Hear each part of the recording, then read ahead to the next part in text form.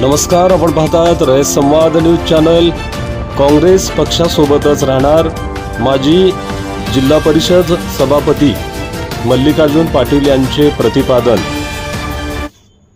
डोंगरजवळच्या महालक्ष्मीचं आज दर्शन घडलं आणि गेल्या अनेक दिवसापासून अक्कलकोट तालुक्यामध्ये राजकीय खलबत्ता चालू आहे। त्यात माझ्या भूमिकेकडे सगळ्यांचं लक्ष होतं। आज मी देवीचं दर्शन घेतलं आणि काँग्रेस पक्षामध्ये राहायचं असं एक निर्धार आम्ही या ठिकाणी केलाय।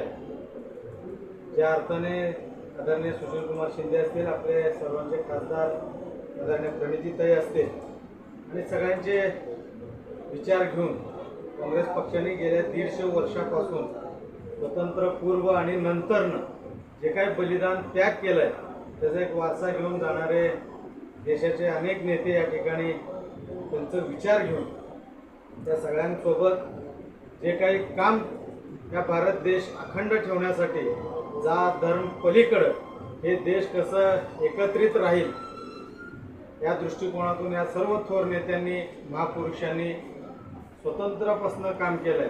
ते एक विचार घेऊन आम्ही सगळेजण पुढे जायचं आमचं मानस आहे।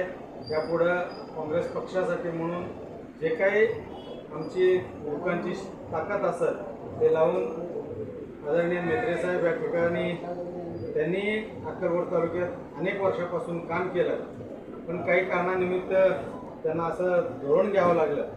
पण परत एकदा आम्ही सगळेजण काँग्रेसचा विचार त्या ठिकाणी तालुक्यामध्ये आणि शेतकऱ्यांमध्ये रुजू आणि परत एकदा उभारी घेऊन एवढंच त्या निमित्तानं सांगतो। याबद्दल मेत्रे साहेबांशी काय बोलणं वगैरे झालं का तुमचं? नाही, मेत्रे साहेबांशी काय बोलणं झालं नाही। 2 दिवसापूर्वी आम्ही त्यांच्याशी चर्चा केलो होतो, पण आमची मनस्थिती, लोकांची एक मनस्थिती आणि नेत्यांबरोबर राहायचं की पक्षाबरोबर, आणि शेवटी त्यातनं पक्षाबरोबर राहायचं असा एक निर्णय आम्ही केला। यापुढची तुमची भूमिका काय असणार आहे पक्षाच्या वाढीसाठी? जे काही पक्ष संघटनेसाठी आम्हाला करता येईल, जे काही आमचे नेते मंडळी सांगतील, कार्यकर्ते सांगतील, त्या ठिकाणी तळागाळात जाऊन काँग्रेसचा विचार पोचवून अनेक वर्षापासून जे काँग्रेसला उभारी द्यायचं हे देश उभं केलं आहे काँग्रेसने। आता हे आलेत चार दिवसापूर्वी आणि जाती धर्मामध्ये ते निर्माण करून सगळ्यांच्या मनात विष पेरायला लागलेत। ते विष दूर करून युवक तरुण मंडळींच्या मनात जात धर्म न घालता सबंध भारत देश हे एक आहे, हे कार्यक्रम आम्ही आता राबवायचं आमचं मानस आहे। काल अशफाक उर्फ यांनी पत्रकार परिषद घेतली, त्यामध्ये तुम्ही नॉट रिचेबल होता असं सगळ्या वृत्तपत्रामध्ये छापून आलं। कालचं नेमकं कारण काय तुम्ही अनुपस्थित राहण्याबद्दल?